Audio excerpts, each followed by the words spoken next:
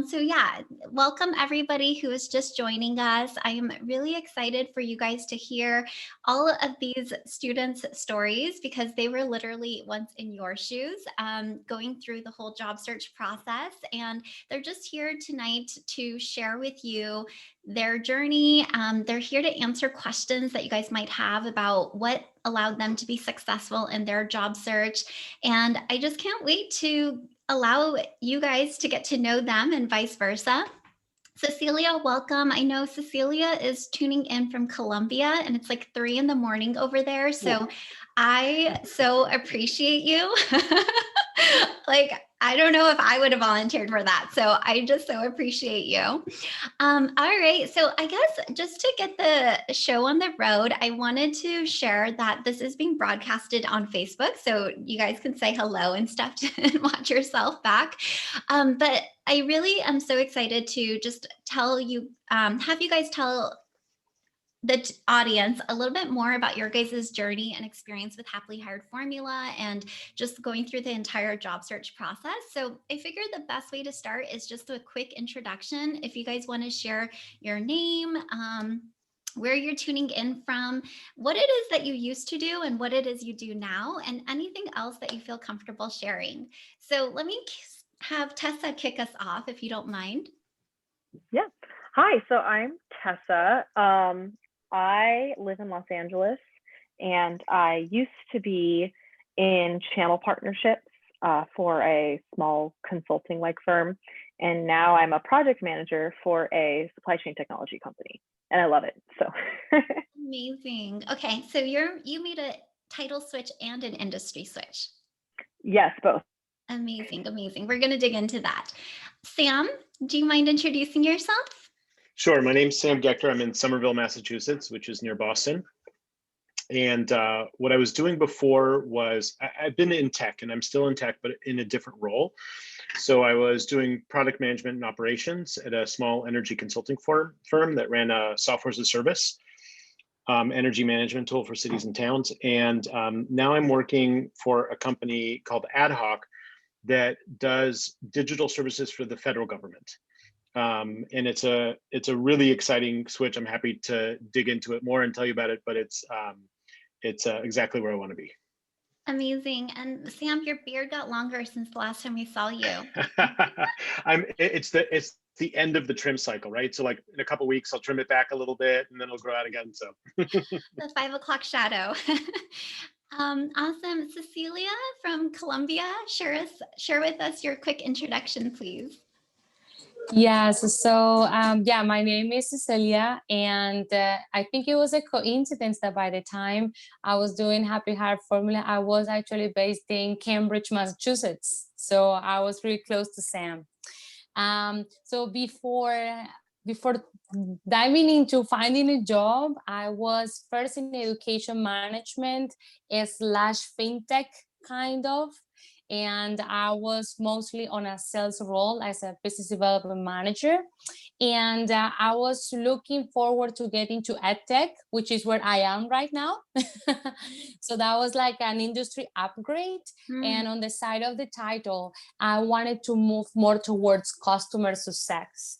And what I really enjoyed from my role right now is that it's actually a hybrid role because I work half 50% of the time as an account executive, and the other 50% it's more like customer success. So I'm having like the best of those two worlds. Yeah, so that's a little bit of me. I'll share more later. You have so much energy right now for 3 a.m. But thank you guys so much for your guys' introductions. And like I said, this is going to be quite interactive. So as the audience has questions, we'll kind of stop and read them a little. But I wanted to just have you guys, and by the way, this is, you guys don't all have to answer if you guys don't want to, just volunteer whenever you feel like you want to take on a question. But I would love to hear, you know, I feel like job searching is something that's quite vulnerable, and oftentimes we as humans like to figure things out on our own, and it's sometimes hard to ask for help or recognize that we need help. So I'm just curious if any of you guys are open to sharing, like, when And why did you decide, hey, maybe I should hire a career coach? And like how you found me and what made you decide to like just take the leap? Not all at I can go. once. Okay. Go for it. Okay, so for me, I came across Emily on Instagram, and that was how I realized that I needed help, basically. So I think it was after almost 3 months of me thinking how I am going to do this transition. Um, I will say I forgot how many times I changed my LinkedIn, how many times I updated my resume. I heard tons of, oh, you're great connecting, because I was going to those coffee chats and with people, and a lot of people told me that I was great connecting, that I had strong communication skills, and blah blah blah blah. But it was not happening. Mm. So I was just, Instagram scrolling on any night, and then I saw the ad. It was about like enrolling, I think, on a free training for a week or something. Yeah. Then I said, this sounds like something I need. So I signed up for it. And I remember that I forgot and I didn't make it to the first 3 sessions. But Emily sent an email saying, if you haven't attended to the previous one, no worries. You can still make it to this one. So I decided to attend. And as she was explaining and talking and answering questions, I was just mesmerized. I think that was the word, like, yeah, I truly need help. Like, there is a lot that I don't know, and that I am also not sure how to do it. So yeah, I stayed. I think it was quite long, but I stayed.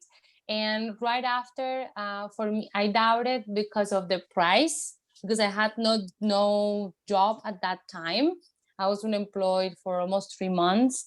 So I was just, it got into this dialogue of like, oh, would it be responsible to hire a career coach? And then I don't know how long it will take. What if another question that I remember I had is like, what if I land a job in a month? What would I do with all the money, right? That I still have to pay. So I just said, like, I am gonna give it some thought. So after 2 hours, I said, I'm pretty sure this is what I need, and I'm gonna trust the process. So I just clicked send, and I was in. And I shared this with Emily before, because I got this question asked by my team actually before the end of 2021. What was the wisest decision I made in 2020? And that definitely was hiring Emily, Mm. because wouldn't be today where I am. I wouldn't have this amazing job with these incredible individuals if I wouldn't have access to Happy Heart Formula. Oh my So gosh, be right that's my back. I'm story. just gonna cry right now. I'll be back in a moment. Mhm. Oh, thank you so much for sharing that, Cecilia. Tessa, Sam, any of you guys want to weigh in, or should we move on to the next? I can quickly weigh in. I actually found Emily like a year and a half ago, because I think I was really unhappy in my job, both in my company and in my role. And nothing was working. I couldn't find any interviews or get any job opportunities at all. And so I was like Google searching, and I came across Emily, and I was like, why not? I need to invest in myself. And so I did, and it took a while, but it worked out in the end. So it really did. So I'm very happy with it. Thank you for sharing that. I think I found you, Emily, through an alert that popped up on my phone that there was a live stream on LinkedIn. And so I went to the live stream on LinkedIn, and it was you being interviewed by somebody. And I was just very impressed with your knowledge and your expertise. And I was like, I really need a coach right now. And so I went and I looked at your site, and I liked all the different options you had, and I liked all the different resources that you provided. And I was like, this looks like a really good program. So Hmm. that's how I signed up. Perfect. I feel like the internet knows you guys and your behaviors. Knows everything. Awesome. So, Cecilia, you hit on this, but I'm curious if at any point you guys had any fears or reservations of investing in yourself, and at what point did you guys like overcome that, or yeah, did it ever go away? I mean, I was definitely afraid the time because I mean, I don't know what it is, but it's just like no money, and and I wasn't making as much money, and so it was just a little hard for me to swallow at first. But I realized like I was so unhappy. I was so unhappy, and I was like, this is stupid. I can't do this anymore. I need to do something about it. So it was worth it, you know. Great. Yeah, I think that so in the last like 2 years, I've been doing a lot of courses on, I mean, the last, since COVID especially, right? But even before that, I love learning and I love signing up for courses. And I've had mixed results with other random courses that I found. Some of them I've stuck with and some I haven't. And so there is a little bit always of that, like, all right, how do I know it's worth it? Right? How do I know it's worth it? Getting to see you in that LinkedIn thing like gave me a sense of what you were like, so that made it more reasonable for me. But also I just knew, I was at a point where I was like, I need more accountability. I need more coaching around this. I used to hate job searching. It was up there with like packing boxes for moving, cleaning toilets, like that kind of stuff, right? And it's its own discipline. Like I know how to do my work and I know how to do lots of other interesting things. And I didn't really know how to job search. And so, so getting that kind, seeing your expertise and having you be able to just look at something and be like, yeah, that's fine, or no, that's not fine, and here's how it needs to be changed.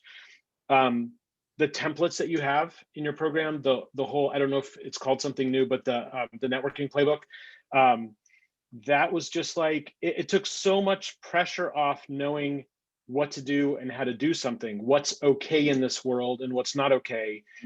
I'm a perfectionist and I would agonize and spend like 3 hours on one stupid email. You know what I mean? It's like, you don't need to spend that much time. Here's a template. You just write from your heart in the template and it's fine. So that kind of stuff, like getting your expertise on how to do this new job that I was doing called finding a job, was super helpful. I love that you call it that, because it really is like finding a job is a job in itself. And I know I talk to so many job seekers that are like agonizing exactly what you said. Like, I'm such a perfectionist. And by the time they actually muster up the courage and like the confidence of putting in their application, they're like, oh no, the posting has been taken down. So that's awesome that you shared that. I think, Tessa, you wanted to add something? I was gonna say I agree with Sam completely. Like it's having to do that on your own is so frustrating and hard, and it's nice to have just that laid out for you. Awesome. So I want to just dive in and transition into, if you guys can share like where you guys ultimately ended up. So actually, before we dive into that, I want to hear like more about what job searching was like on your own. What is it that you guys were doing before you guys started going through my process? Like, what was your guys' strategy?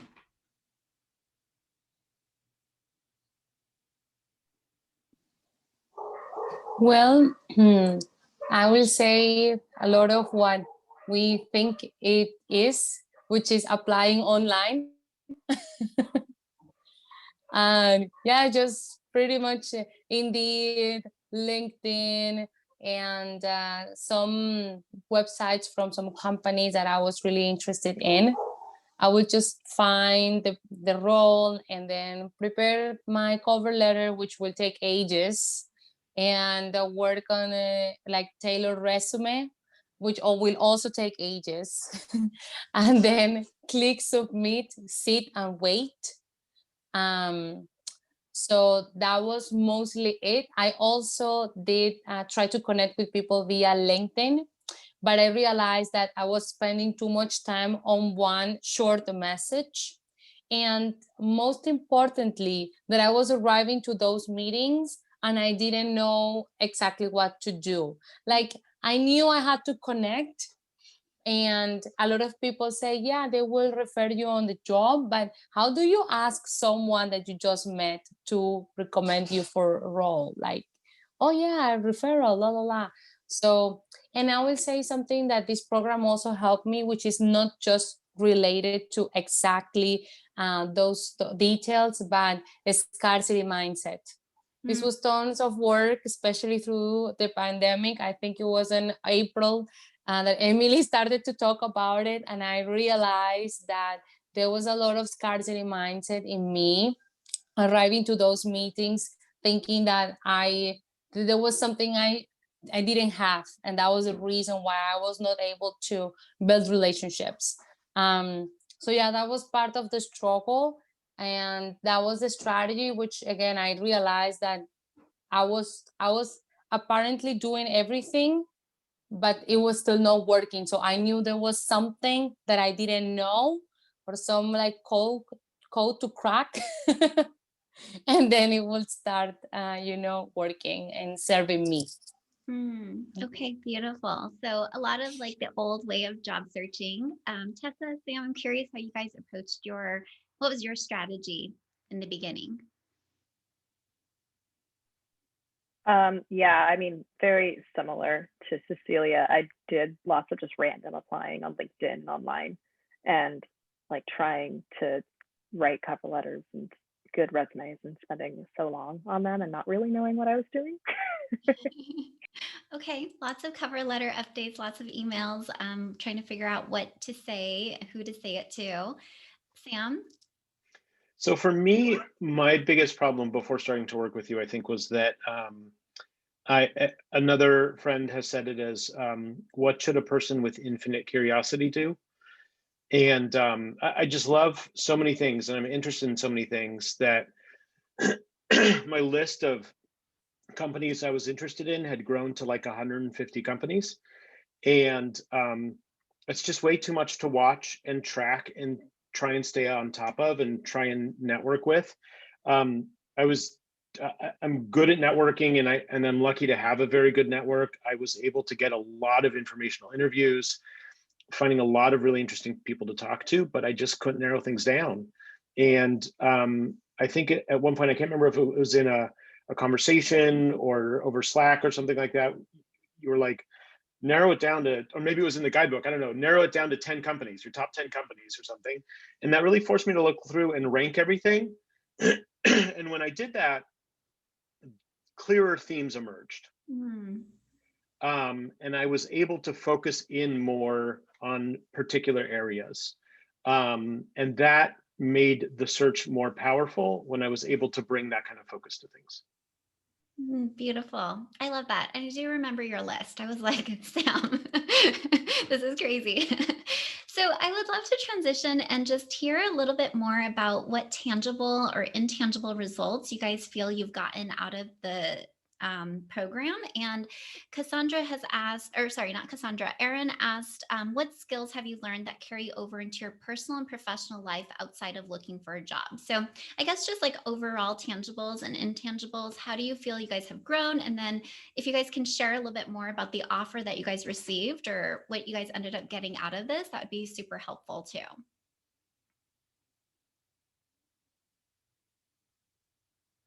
I can go first this time if you guys want. Tangible or intangible results, I guess I would say, and I'm kind of laughing at myself now because this is sort of a big deal, especially given what I just said before. I'm actually not afraid of the next job search. I love that. Yeah. And I think that, like I said, I was good at networking. I feel like I'm much better at networking on LinkedIn, like in particular. There was just so much advice you gave around how to do it in a way that like forwards things for both people. I really appreciated that kind of advice, that it wasn't, really putting a focus and a mindset on it of like, you're helping them too. And actually it gave me the idea, one of the people that I was networking with at the company that I'm at now, she had just put out a book. And so I wrote to her and I was like, hey, you said you need readers for your book to like, help read it and write reviews and stuff like that. Can I do that for you? And that was like that was a great way to start that connection. So that's another result. But yeah, just like feeling like I have a sense of how to do this now, just takes away a lot of the fear, thinking, my hope is it'll be like 10 years down the road, right? Not anytime soon, but yeah, that fear is pretty much gone.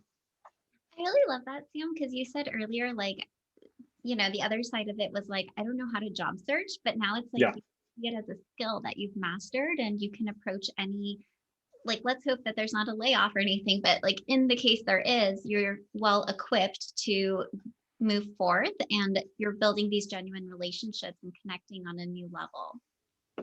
That's awesome. Yeah. Thanks for sharing. Cecilia? Okay, I can go.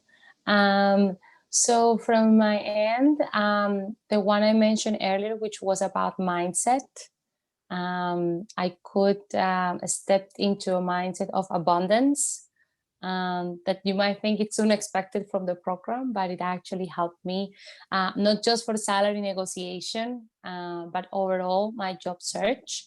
I gained tons of confidence because the clarity model, module really helped me. I thought I knew what I wanted. And then I went through the clarity model and I said, oh, and it actually helped me to figure out more like a long-term plan. And I feel more confident about finding another role. And the reason for that, it's because of all the clarity that I got at that moment, that I know that not only what I did to find the job that I have right now, but everything that I have been building on top of that will help me get there. It's certainly helped me to create roles, and this is something that I work through the program, because on all those conversations, as I had my list of these are the companies that I am interested, I think 90% of them didn't have a role for me. But by having those conversations, I remember that I went far enough to create 2 roles. So I know that I can do that. And actually, when I first interviewed for the role that I have right now, the nature was 100% sales. But then I started to add some tweaks according to what I could learn on my search, my research about them. And I was able to get where I am right now. So that was something also intangible that I think I'm carrying with me, that it wasn't only just for that moment. And on the tangible ones, definitely negotiating benefits.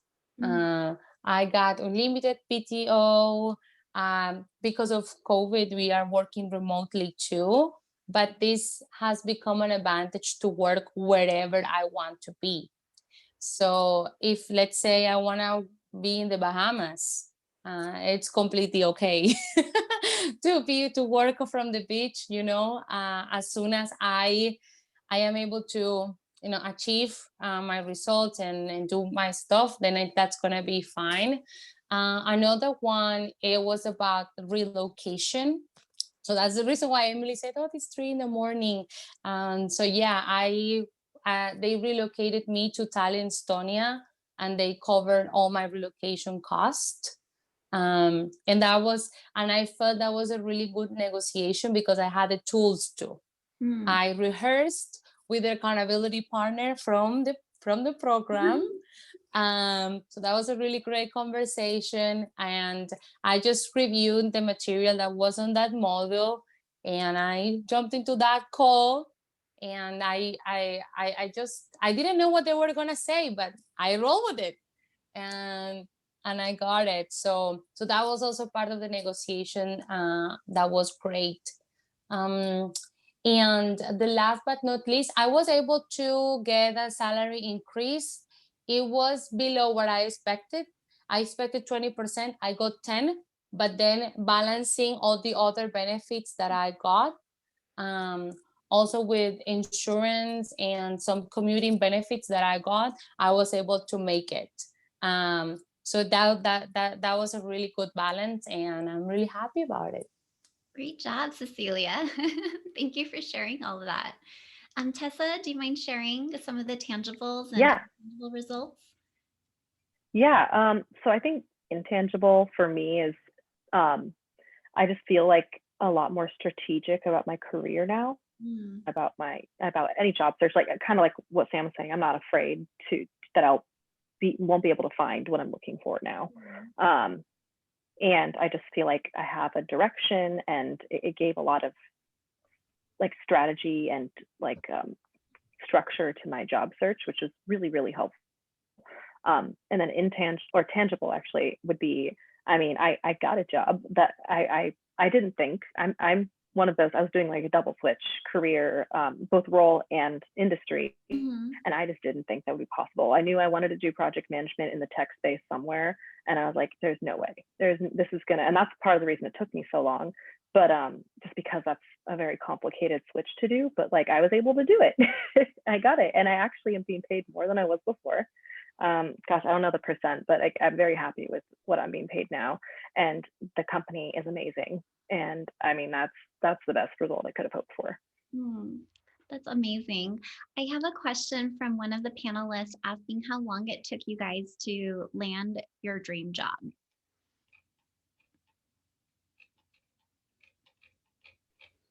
A lot less time after I started working in your program.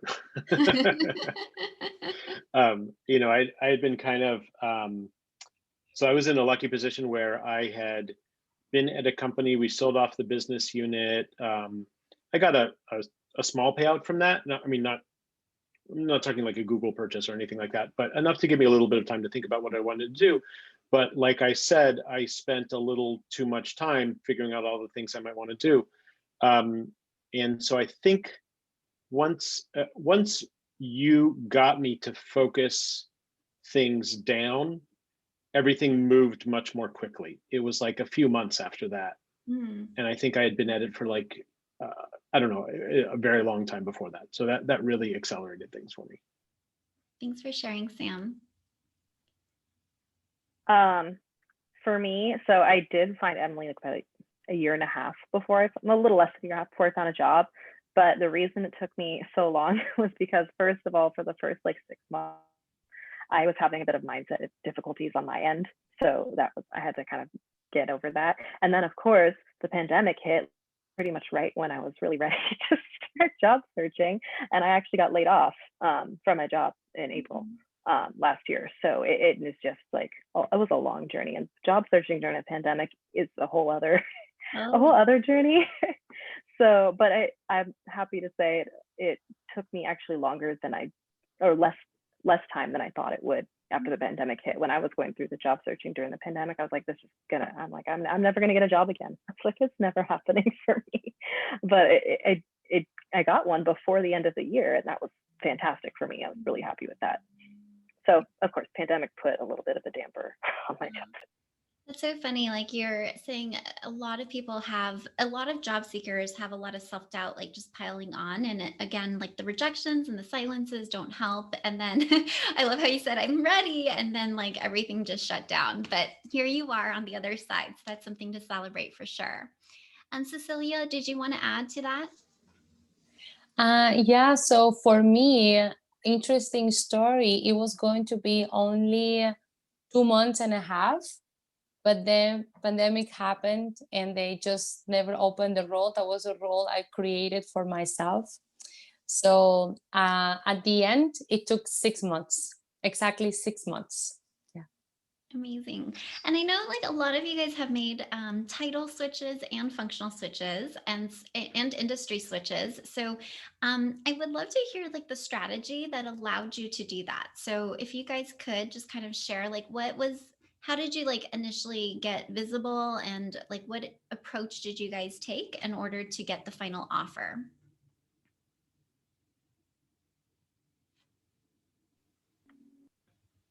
Tess, you want to go? Is it all right if I go? Yeah, okay, thanks.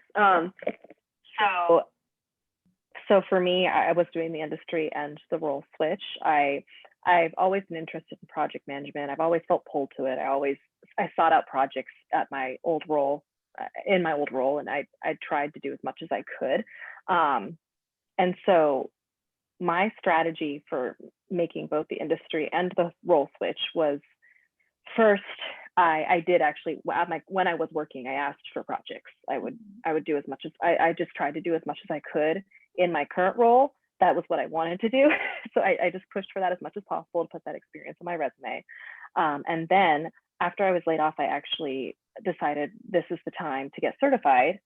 So I wasn't able to do PMP certification, which is a very important project management certification. I didn't have enough hours for that yet, but I could get CAPM certification, which I thought, you know, if I have this on my resume and people can see that I know the methodology of project management, then this should be good for me. This can't hurt. So I did it, just went ahead and did it to show I was serious. And I did my best to connect with other project managers as well. So networking, I reached out to project managers I had worked with at my old job. I was in partnerships for consulting firms. I reached out to all the project managers I could think of, and they're really helpful. I had my bosses and also project managers I've worked with write reviews, write like recommendations on my LinkedIn. Yeah. So I did all of that, and actually and I had like friends teach me some project management software that I didn't know, just so I could say I was familiar with it. And all of that actually helped a lot. One of the reasons I got my job is because I got the CAPM certification, and I've had that experience in my old job. So amazing. And did you apply to this job and go through the interview stages, or did you network your way in? So networking is everything. I did not get a single interview without networking. I was a friend actually who told me about this job. Amazing. And Sam, I'm going to jump to you because I know you did massive networking as well. Can you talk a little bit more about how you ended up at Ad Hoc? Yeah, sure. And I see another question in there about how I narrowed things down. Can I speak to both things at the same time? Yeah. Is that okay? So for me, you know, I had this list of 150 things, and you told me to narrow it down to 10. And one of the things that was really good for that was sort of this sense of like, what did I find myself resisting, and what did I find myself pulled to? And which were jobs that I was like, I'd look at the job descriptions that they had posted and I'd be like, yeah, that would be interesting. Yeah, that would be interesting. Versus Ad Hoc, I went there and I think I read the entire site and every single blog post in one day. That's a clear indicator that it's interesting to me, right? I also had some other like serendipitous things that happened that like I've been doing a lot of classes. I've been reading a lot of books, and like things sort of lined up and pointed in a certain direction of like, I want to make things better for people through making technology better in government. And so once I kind of had my own mission, you know, that was another part that helped narrow things down. And also like when I started looking at, so a key tool for me in all of this was LinkedIn search, choose a company, show first and second connections, right?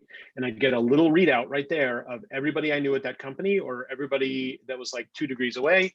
And that was my to-do list. That was what I worked through.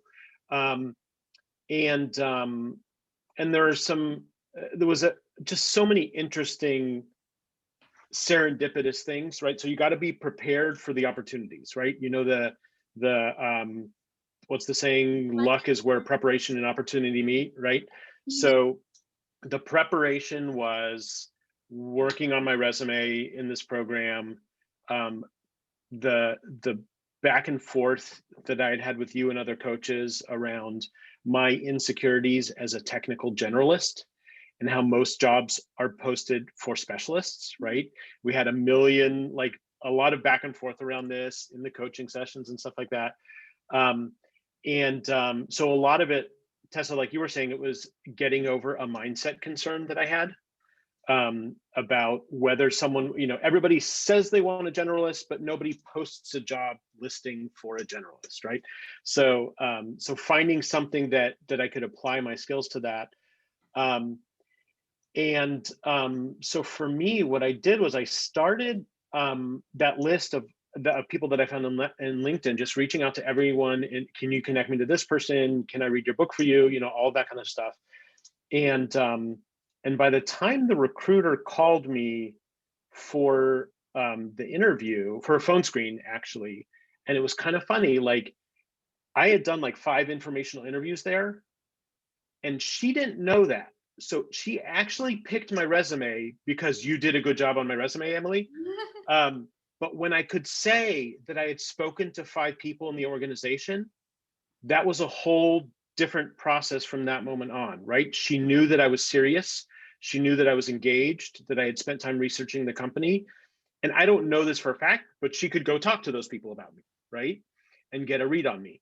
And things moved very quickly after that. So spending that time to, like, every person that I spoke to in the organization, I had looked over their LinkedIn profile and I had something that I could connect with them about.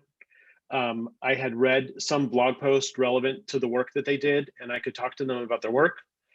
I could speak to the things in my life that had influenced me in terms of why I wanted to work in this field and for this company. And all of that kind of stuff lines up to make for a good conversation about shared interests, and that makes a good interview. I love that so much. Yeah, and I remember that you were saying as you were going through like the interview process that, oh my gosh, like, should I say that I know this person from talking to so-and-so? And I shared with the job seekers this past webinar that I did for them that we're always looking for like the safest hire. And the fact that you had people who knew you and could vouch for you, even if they didn't know you well, like, you're right, that's just completely shifts everything. So good job, Sam. Well done. Thanks. Cecilia, do you mind sharing how you were able to get your foot in the door of your company? Yeah, sure. So I pretty much 90% of all the interviews in general through the program that I had went through networking. So networking works because this is usually one of the questions that pops up. That's why I wanted to share that. So in the company that I am currently at, there was a post on LinkedIn about it. And I knew someone inside the company, and but I got referred by someone else.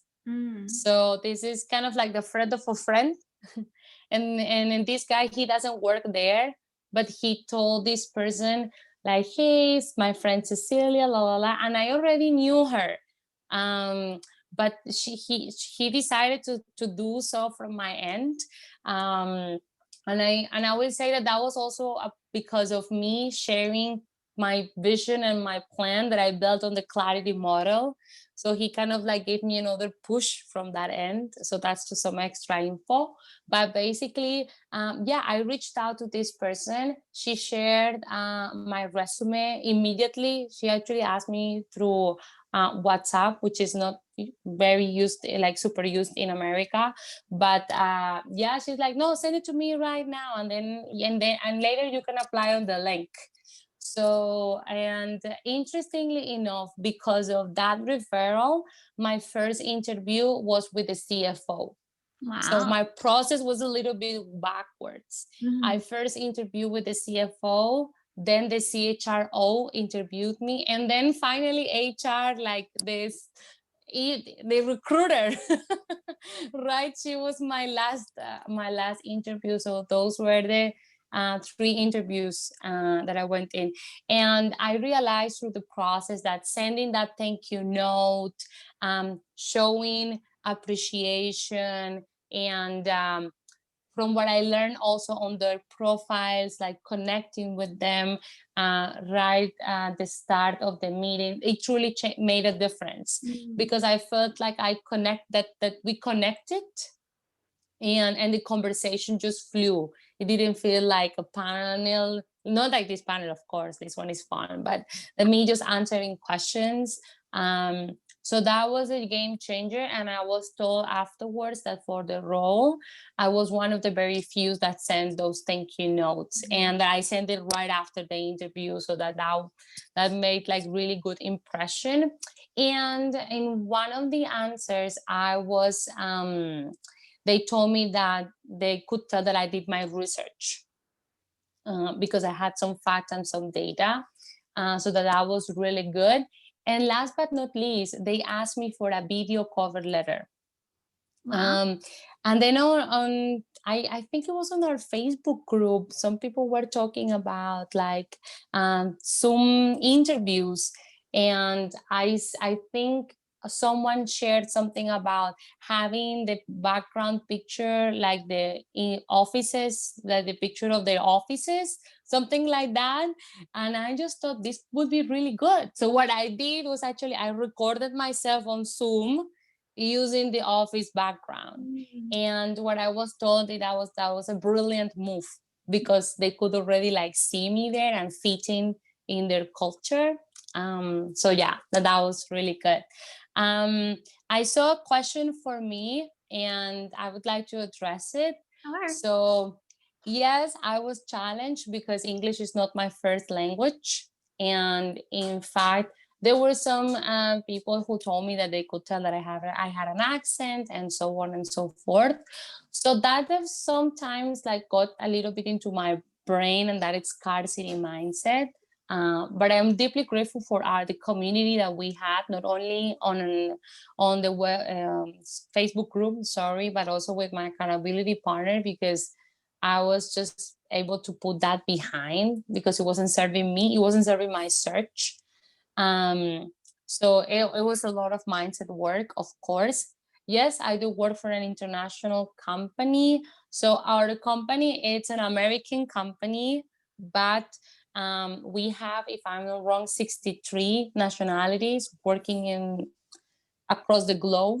So it is an international one.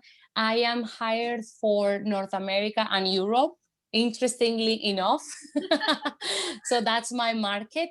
But sometimes I get to use my Spanish, only like 10% of it, because there are some companies in the US that speak Spanish, and also because of Spain. But that's not the nature of my role itself. It's supposed to be only English. So yeah, I think that's also part of like doing good research and narrowing down your options and working on clarity and all of that.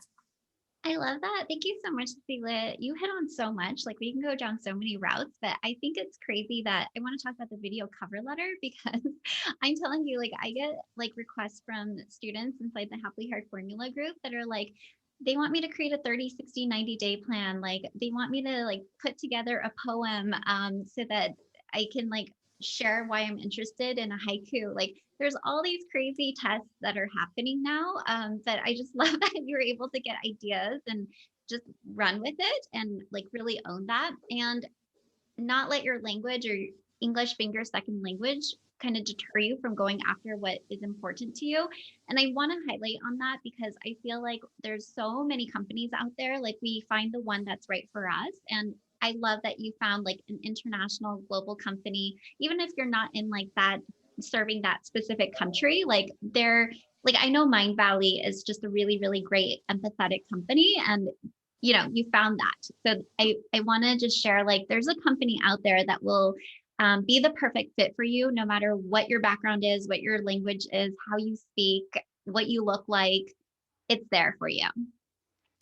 Cool. Okay, awesome. So question for you, Sam, from Steven. He wants to ask how did you basically juggle your job search and working at the same time? Or I know you had like a lot of studying and different things that you were doing at the same time. Yeah. So for me, I wasn't working at the time when I was doing the search, but my kids were home from school during COVID. And I was trying to do classes and keep learning so that I felt like I was staying up on my field and stuff like that. Was really, really, really, really, really, really, really hard. And all the work that I was doing in this moved way slower than I wanted it to for how much time I could put into this each day. So I wrote back to Stephen in the chat, and I'll say what I said in there, which is like, just go easy on yourself, get a couple things done each day, and just do the next right thing. And don't try and get everything done in one day or everything done in 1 week.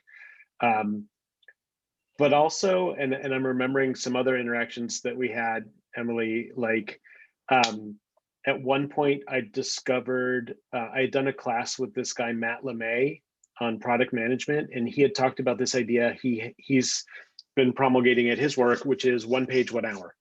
Don't write for more than 1 page or spend more than 1 hour on something before you review it with someone else, so that you don't get sucked into your own rabbit hole. And you were like, yes, and that's kind of what I've been telling you about your resume. Don't spend so much time on it, and just like, let me look at something after an hour. So so that was super helpful to me too, to just sort of like stop obsessing, do things in smaller time boxes, and move on to the next thing. Yeah, I remember that with Sam, just FYI. Sam would always be like, I need to like update this. And then be like, okay, Sam, where is it? And then you'd be like, oh, I still haven't worked on it. I'm like, I don't care. Like just an hour from now, send me what you have. Like, Yep. I don't, it's not polished. It's not perfect.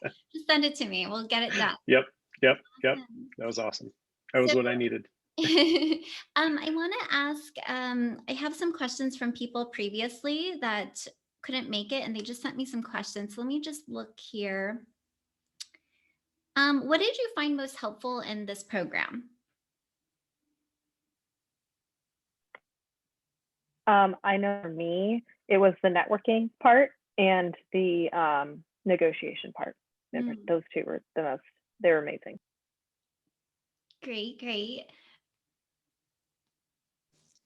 I will say, additionally to what Tessa mentioned, the coaching calls that we had where you explained, for example, the 30, 60, 90, and because it was before, I actually got to learn about them before I was asked. So that really helped me, like, oh, I already know what it is. And have like some resources available. The scripts that we had for networking, they were super helpful because it was just tweak and adapt. So that helped with timing, we're like, oh, not obsessing to try to craft the perfect message. And besides that, no, I think, well, I joined before COVID. And then when COVID happened, you updated the courses. And those updates were like, boom. Like it took me to the next level. They boosted my efforts. So I really felt that was also super useful. Yeah. Great. Let me see here. Can I jump on that too? Oh yeah, of course. So the networking playbook for sure. And just the guidance, like I said, about like making things easy for us. But there were a lot of things that were useful. So I'll just say one that hasn't been said yet, which is that the calls, in a different way than we've talked about it already. So the calls were useful in 2 ways. The group, one was that just like to know that I'm not the only one who's dealing with this. Like it can feel really lonely when you're trying to figure out what you're going to do with your life and where you're going to do it and how you're going to talk to people. So just having that comfort of other people who are dealing with it was really calming and powerful. And the other part of it though was like, I would kind of jump in and coach other people on the calls too. And that like kept me in the mental game of like being a team at work, and so I found that powerful both in being the contribution it gave to me, but also a place to still be a contributing person, and like keeps your head in the game of like how you want to do things when you get wherever you're going. Yeah, I absolutely love that. Every time I like log in, even like the Facebook group, I am like, oh, somebody asked a question, but like people are like giving their perspectives. And it's just so powerful because we all have something unique to bring to the table, and hearing it in different ways or different words, it can resonate with people differently. But I am hearing from you, like Sam, I know that you're such a giver. So like it's really purposeful, right? And it gives you like a sense of achievement or accomplishment, and just being able, even if you have an employment gap, it's like, oh, like this is how I've been contributing and helping and doing certain things to keep the competitive edge going. So I love that. I just want to be careful of the time, but let me see. I have somebody who asked a question around if you guys have any employment gaps on your resume when you guys were job searching. I mean, all of you guys were laid off, but anything prior to that or anything you guys were worried about? Yeah, so as the time went on, I did start to get worried about it because my last job ended, 2019, and luckily I got my offer before 2020 rolled to 2021. So like it didn't go quite as, I was worried that it was going to look like another year. But it's all in how you're able to talk about it and what you're able to talk about that you're doing during that time. So, I actually went to on the O'Reilly Learning platform because I had a subscription before and I just maintained my subscription. I did something like, I don't know, I maybe did like 20 courses over the summer. And I just had so much to talk about what I was learning. And so this is one area I didn't follow your script, Emily. I wrote really long thank you emails. I wrote like the things that I had wanted to say that I forgot to say in the interview. I shared ideas with them. Oh, I just was in this course. Do you know about this 1 page, 1 hour thing? This is amazing for me, and so I had a lot of, I still had a lot going on. I was still really engaged. And I think that's the right way to approach, like, what can you share with people about what you're doing while you're unemployed? Definitely. And you guys, I want you guys to look at like Sam, Tessa, and Cecilia. Like all of you guys had unemployment, but you guys are now like hired. And I want to like just emphasize that because so many people get so like down on themselves. Like, I am not going to be as marketable as this person who already has a job. And, we start to like think that we can't reach for certain things anymore. But you guys are all in your dream jobs and you guys made transitions in your titles, your industries. So look at them and take their advice of what it is that they've done. So just for the Wait, time, I also actually, I want to add one more quick thing about that, because the other thing that's really important to think about is when you get inside the company, you realize that the company is way more diverse than you thought in terms of those people's experiences and what their job histories look like. Yeah. And so like, don't just think of yourself as like another piece of the quilt. Like you're, it's not like you don't match all the other cookies or something like that. Absolutely. To mix a bunch of metaphors. I love that too, because it's not like people are like drilling you when you get into a job. Like, where did you come from? What did you do? Right. It's like nobody really cares. They just want to know that you can help them and like support them and do the job and do it well. Awesome. So I want to also just ask, have you guys recommended this program to anybody or like, would you recommend it to your friends? Like, tell me a little bit more about this. Yeah, anybody who I know who's job searching, I tell about this. I don't know, and we can talk another time. I'm curious if any of the people that I've told about it have signed up, but yeah, I've definitely I've found it really useful, and so I've been telling people I know who are searching, like, you really ought to do this. You ought to do this. You need a coach. This person knows a lot of good things, and I think it's really worthwhile. Thanks, Sam. We'll have to like cross-reference names. I'm curious too now. Tessa? Yeah, I was gonna say, sorry, I cut out for a minute. So that's okay. But yeah, I would definitely recommend and have this program and Emily before. Yeah, 100%. Thanks. Cecilia? Yeah, I think I said it before, but I will say it again. So yeah, I will highly recommend a Happy Hire formula. I have recommended to a few people, and I have also reshared some of Emily's posts on social media as well. And the reason for that is because I benefited a lot. And I know many other people that I know, or that maybe they see me, but we don't engage very often. can engage too. And what I have said to the people that have asked me about it, it's first about Emily and her personality and how working with her is. And beyond her, it's also the team, and which are everyone who supports her, you know, but also the people that you will find inside the community, because they are very supportive. They are there, they cheer you up. They are vulnerable and they share their challenges. They will provide some advice or ask for advice when it's needed. And all of that is super helpful when you are going through this search. So yeah, super highly recommended. Thank you for sharing that, Cecilia, because I get asked all the time, like, do I get to work with Emily one-on-one? But I'm like, you guys should check out the like Kate and Carla, like they're so amazing. I hope that everybody gets a chance to work with them too, which are the coaches inside of the program. Cool, cool. I guess last question for you guys, if anybody's on the fence, what would you tell them?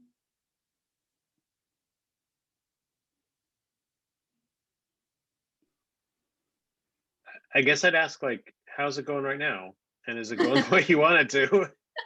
And is there anything you think you could learn? I mean, yeah, I just, unless you are already a recruiter and you think you can coach yourself in your own industry, it's really good to have the knowledge and the expertise that you bring that just like answers all the inside background questions, takes all the mystery out of it, and just makes it really clear what to do next. I love that question. Throw it back. I would probably say, like, if life is just too short to be really unhappy in something that you're spending 40 plus hours of doing, so you should probably want to change that as quickly as you can. Tessa, you were like really low in volume. Let me just make sure I understood. Life is too short to be unhappy. So just, oh, let me unmute you.